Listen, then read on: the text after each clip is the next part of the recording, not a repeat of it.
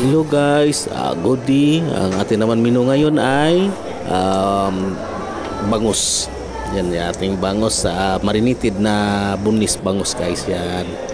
Mag-init na tayo ng mantika sa ating prituhan. Yan na guys, magsimula na tayo ng prito. Mainit natin mantika. Yan.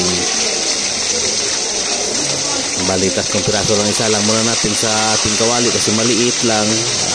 Tatlo lang ang kasya. And guys, ang ating pagsisimula ng prito ng ating daing na bangus na marinated.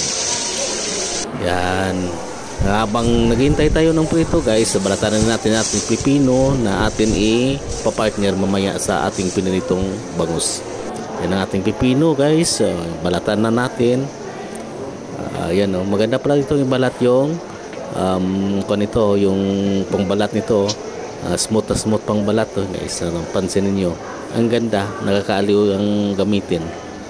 Yan, malinis siya, tapos talas pa.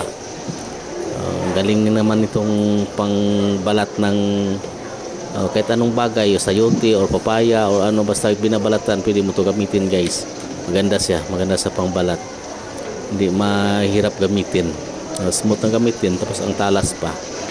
Ayan guys, linis na linis yung nagdaan at saka hindi pa makapal yung pagtanggal ng balat. Ayan, ganda siya.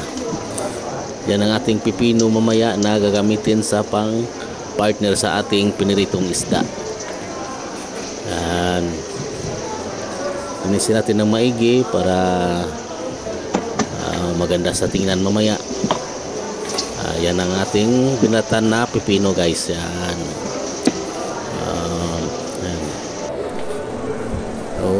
Natin biniak tapos tanggalan ng buto sa gitna. Balikan natin yung ating piniritong isda guys. Paluto na, ipapalitan na naman natin. At saka yung pipino na iniwa na rin natin guys. Yun natin piniritong isda. Tapos ng pagpipirito. Tapos yung titimplahan na natin pipino. Okay guys, thank you and good luck.